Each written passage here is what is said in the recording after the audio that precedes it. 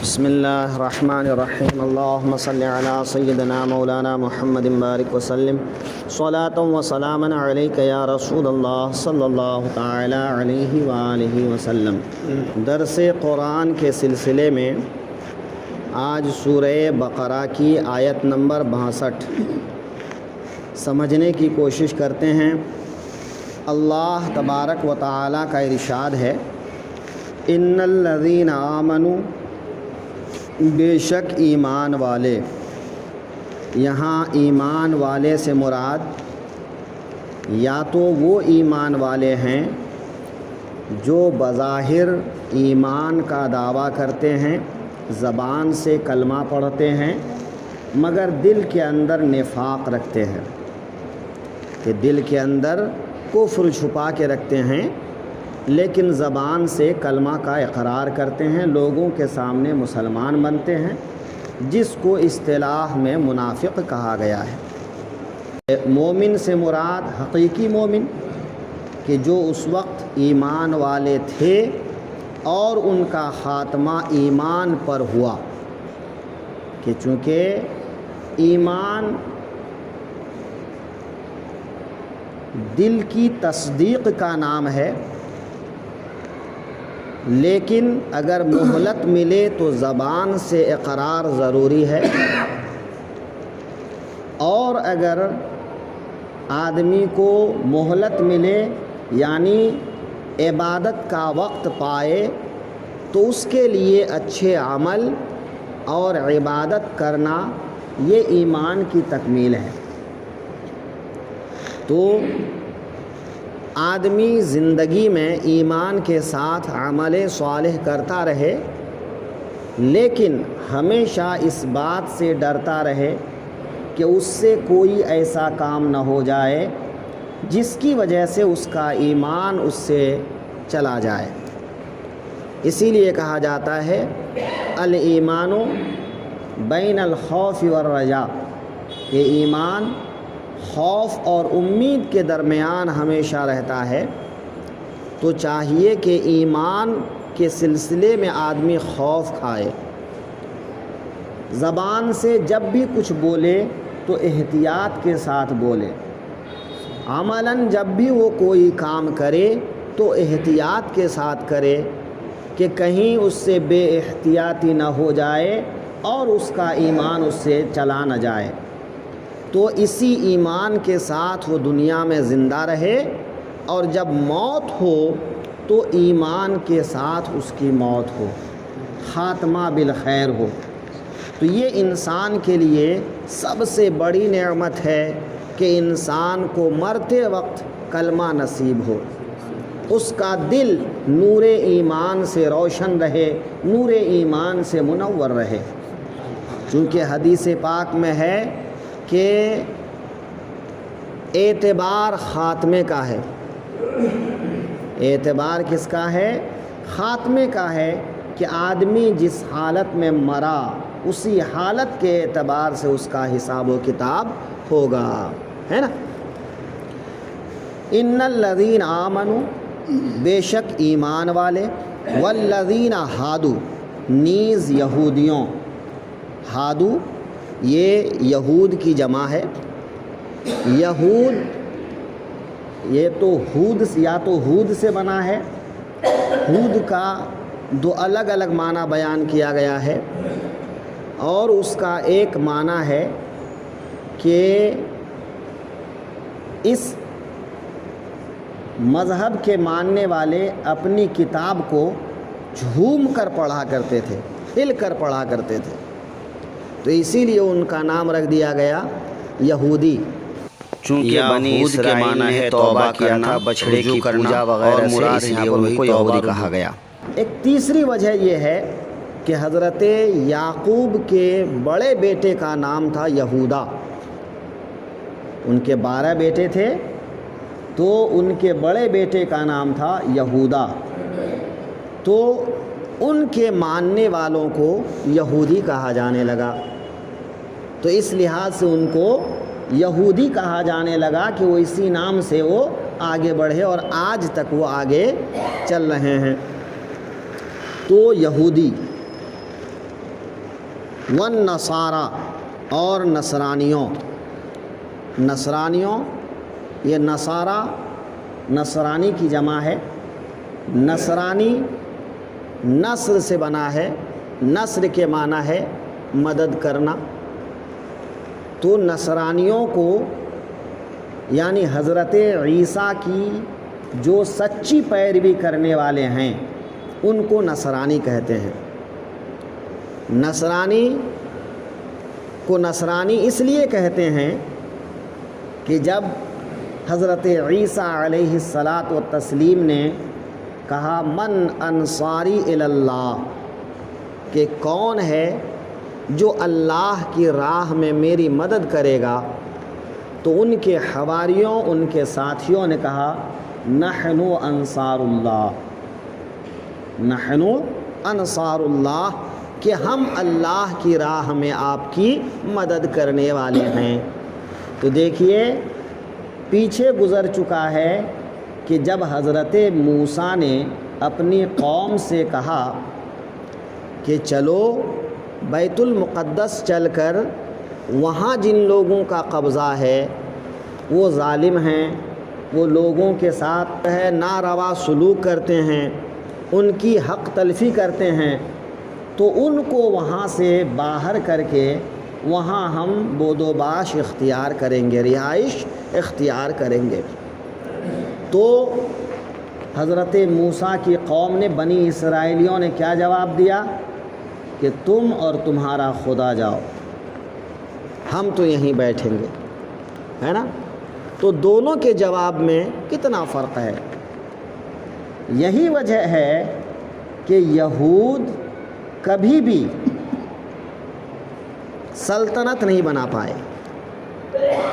نصرانیوں کی دیکھیے تو نصرانیوں کی کئی سلطنتیں ہیں، لیکن یہود بھئی بالواسطہ وہ کسی کو سلطنت پر بیٹھائیں ایک الگ چیز ہے، لیکن ان کی حکومت بن نہیں پائی.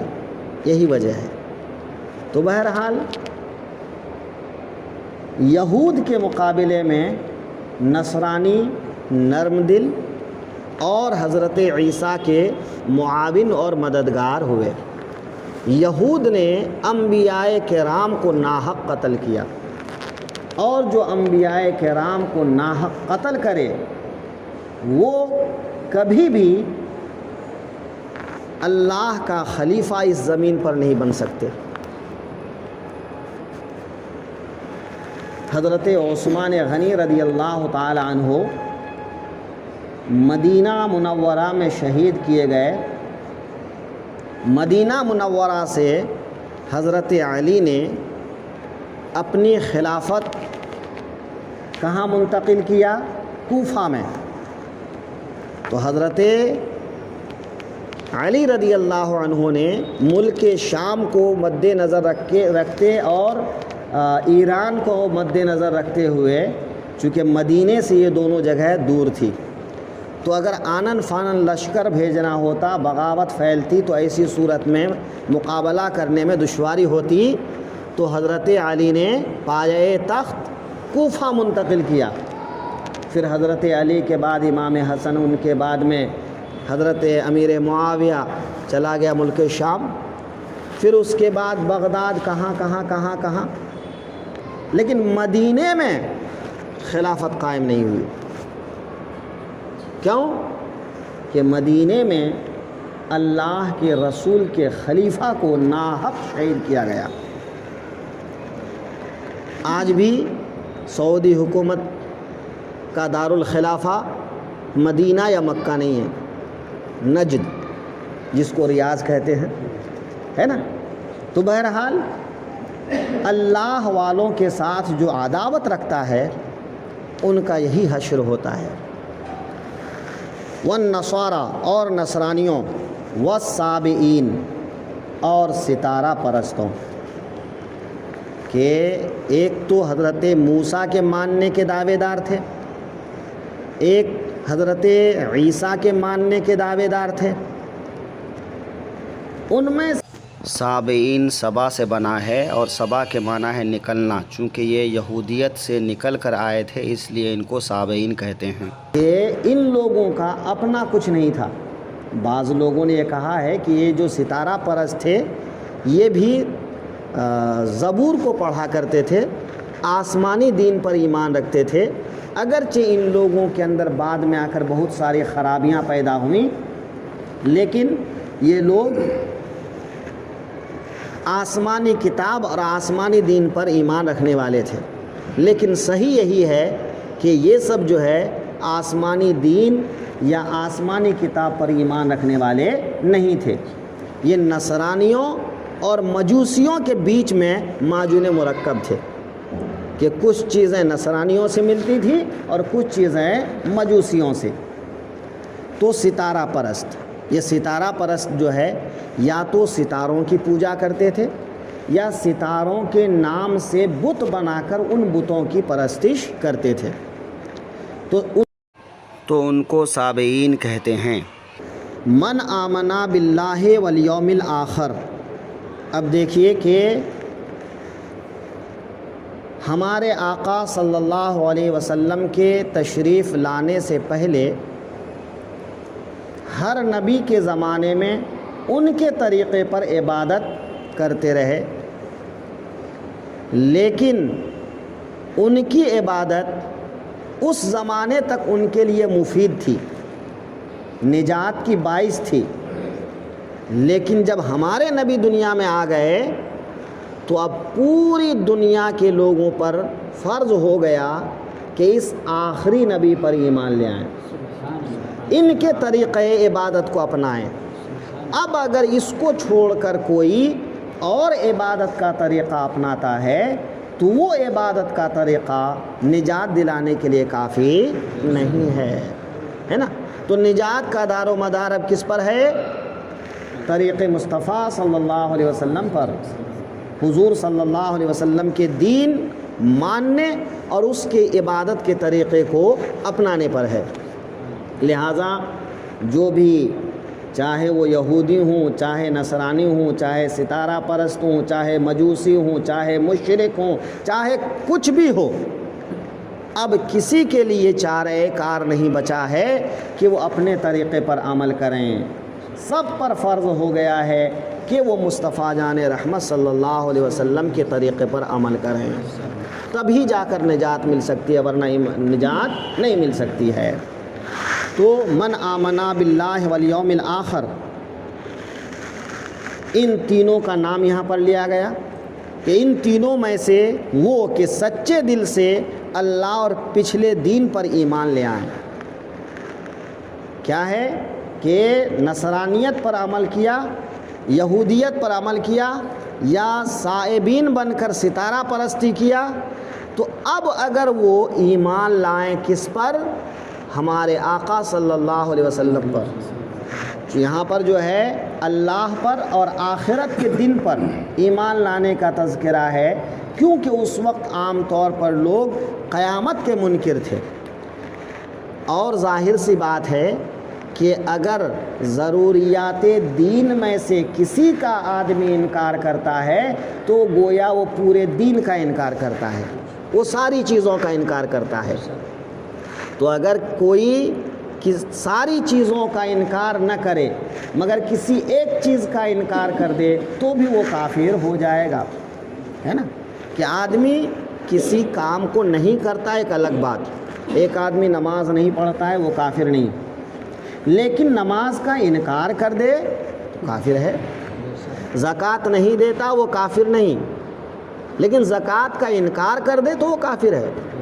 تو اگر کوئی منکر بن جائے تو اس کا حکم کفر کا ہے۔ تو اب اگر آدمی ایک چیز کا انکار کرتا ہے تو صرف ایک ہی تک محدود نہیں رہتا، وہ ساری چیزوں کا انکار ہو جاتا ہے، سب کے انکار کو مشتمل ہوتا ہے۔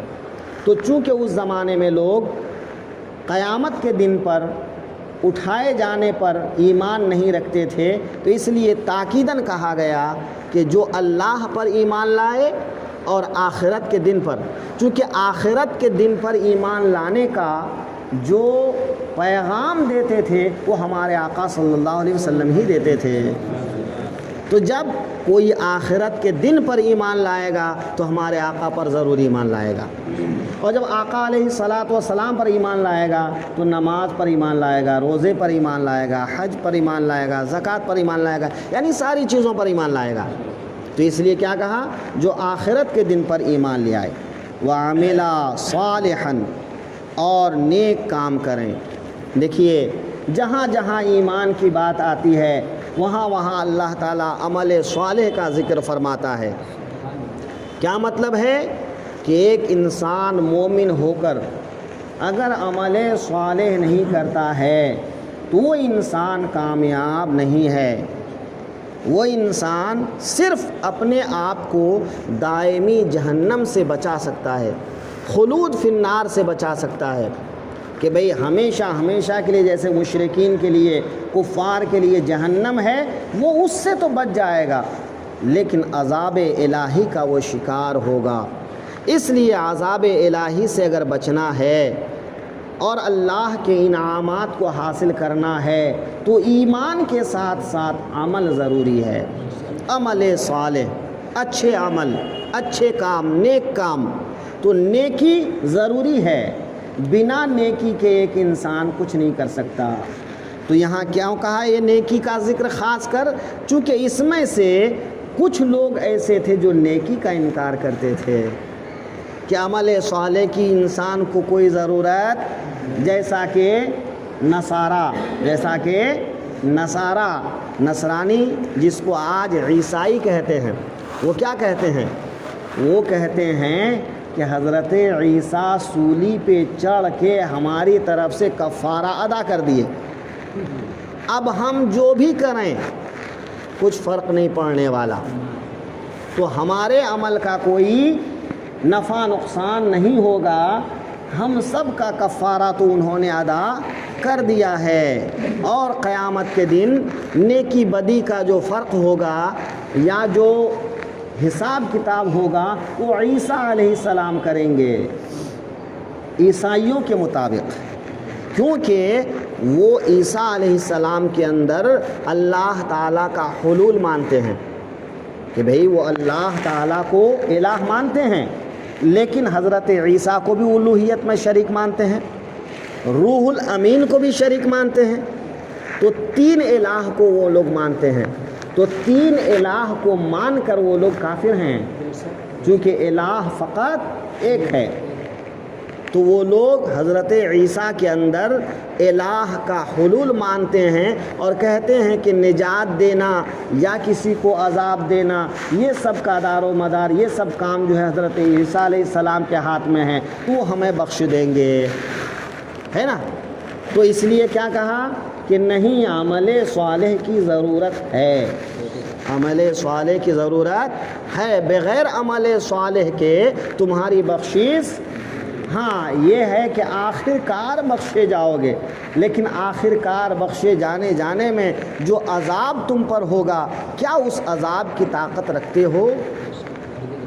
کوئی انسان طاقت نہیں رکھتا، لیکن بس عمل صالح کرتا رہے، وہ فرائض واجبات کو پورا کرتا رہے، فرض پر حرام اور حلال کی تمیز کرتا رہے، پھر اگر کوئی کمی واقع ہو یا دل مایوس ہو جائے، نا امید ہو جائے کہ نہ جانے میرا عمل اللہ کی بارگاہ میں مقبول ہوا کہ نہیں ہوا، میں ان اعمال کی وجہ سے بخشا جاؤں گا کہ نہیں جاؤں گا، تو ایسی مایوسی سے بچنے کے لیے اللہ تعالیٰ نے فرمایا وَلَا تَقْنَطُوا مِن رَحْمَةِ اللَّهِ، اے لوگو اللہ کی رحمت سے مایوس مت ہو، عمل تم کرو، عمل کرنے کے بعد میں تم اللہ سے رحمت کی امید رکھو کہ اللہ اپنی رحمت کے طفیل تمہارے عمل کو قبول بھی فرمائے گا اور تم کو نجات بھی عطا فرمائے گا، ہے نا؟ وَمَنْ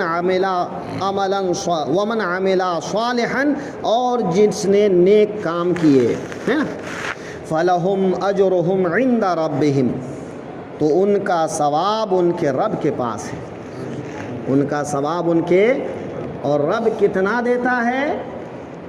جتنا انسان سوچ بھی نہیں پاتا ہے، حدیث پاک میں ہے کہ ایک آدمی کو اللہ تعالیٰ جنت کے کنارے دیکھے گا تو فرمائے گا کیا چاہتا ہے؟ جہنم کے کنارے، یہ جہنم میں ایک دم کنارے کھڑا ہوگا تو کہے گا پروردگار بس اس سے نکال دے، جہنم سے نکال دیا جائے گا۔ اور کچھ کہا پروردگار جہنم اور جنت کے بیچ میں جو آراف ہے اس جگہ داخل فرما دے، اللہ تعالیٰ آراف میں داخل فرما دے گا۔ کہا اور کچھ؟ کہا پروردگار بس جنت میں داخل فرما دے، اللہ تعالیٰ جنت میں داخل فرما دے گا۔ کہا اور کچھ؟ کہا پروردگار کچھ جنت کی نعمت بھی دے دے۔ وہ کہے گا جا، جہاں تک جنت میں تیری نظر جاتی ہے وہ تیری ہے، جہاں تک تیری نظر جاتی ہے وہ تیری ہے، اور جہاں تک تیری نظر گئی وہ تیری، اور اتنا میری طرف سے کہ جہاں تک نظر گئی وہ جنت وہ نعمت تمہاری، اور اتنا اس کے اوپر مزید وہ میری طرف سے۔ یہ آخری جنتی کا حال ہوگا جس کو جہنم سے نکال کے اللہ تعالیٰ بس ایسے ہی درجہ بدرجہ جنت میں داخل فرمائے گا۔ تو جس کو پہلے ہی جنت میں داخل فرمائے گا ان کی نعمت کا کون اندازہ کر سکتا ہے؟ تو فَلَهُمْ أَجْرُهُمْ عِنْدَ رَبِّهِمْ، تو ان کے لیے ان کے رب کے پاس میں اجر ہے۔ وہ اجر کتنا ہوگا کوئی نہیں سمجھ سکتا، اس کا بیان ہی نہیں ممکن ہے نا۔ وَلَا خَوْفٌ عَلَيْهِمْ وَلَا هُمْ يَحْزَنُونَ، اور نہ انہیں کچھ اندیشہ ہو اور نہ کچھ غم۔ وہاں کوئی خوف نہیں، کوئی غم نہیں، کوئی ڈر نہیں، وہاں آرام کے ساتھ رہو، خوشی کے ساتھ رہو، وہاں تم کو غم چھوئے گا بھی نہیں۔ ہاں دنیا میں اگر کوئی غم آ جاتا ہے، کوشش کرنا تمہارا کام ہے، اسباب تلاش کرنا تمہارا کام ہے، تدبیر کرنا تمہارا کام ہے۔ اگر سب کچھ کر کے نہیں ملا تو اللہ کی ذات پہ چھوڑ دو، مولا تیری یہی مرضی ہے تو یہی صحیح، میں تیری رضا پر راضی ہوں، زندگی آسان ہو جائے گی۔ محنت کیجئے، کوشش کیجئے، اور آخر میں جا کر مقدر پہ چھوڑ دیجئے، پروردگار تو جو چاہے میں تیری رضا پر راضی ہوں۔ انسان آرام سے سوئے گا، پریشان نہیں ہوگا۔ تو اللہ کی قدرت پر اگر اتنا ایمان ہو جائے تو زندگی آسان ہو جائے گی، اور یہ ہونا ہی چاہیے۔ ایک مسلمان کی شان ہی یہی ہے، تو پھر نہ اسے کسی چیز کا خوف ہے اور نہ کسی چیز کا غم۔ کل کیا ہوگا ہم سوچتے ہیں، پوری رات جاگ کے گزار دیتے ہیں، کیا فائدہ؟ کیا آپ رات بھر نہیں سوئیں گے تو کل جو ہونے والا ہے وہ نہیں ہوگا؟ اگر وہ ہونا ہے تو ہو جائے گا، اور نہیں ہونا ہے تو نہیں ہوگا۔ تو آپ پریشان کیوں ہو رہے ہیں؟ روزی تو اللہ نے دینے کا وعدہ کیا ہے، وہ سب دیتا ہی ہے، سب کو دیتا ہے۔ وہ منکرین کو دیتا ہے، وہ کافروں کو دیتا ہے، جو ان کی بارگاہ میں دن رات گستاخی کرتا ہے اسے دیتا ہے۔ تو آپ تو اس کی بارگاہ میں ہمیشہ سجدہ ریز رہتے ہیں، تو آپ کو نہیں دے گا؟ تو دے گا، بھروسہ کر کے سو جائیے، اطمینان کے ساتھ زندگی گزاریے۔ ہاں کوشش کرتے رہیے، محنت کرتے رہیے۔ اب دن کو اللہ نے روزی تلاشنے کا ذریعہ بنایا ہے، آپ کو زندگی جینے کا حق دیا ہے، تو آپ زندگی گزاریے شریعت کے مطابق۔ رات آرام کے لیے دیا ہے، رات آرام کے ساتھ سو جائیے، مولا کل کی حفاظت تو کرنے والا ہے۔ خاص کر آیت الکرسی پڑھ کے سو جائیے، اللہ تعالیٰ رات بھر بھی اپنا محافظ آپ کے سپرد فرما دے گا، اور کل کا دن بھی اچھا کر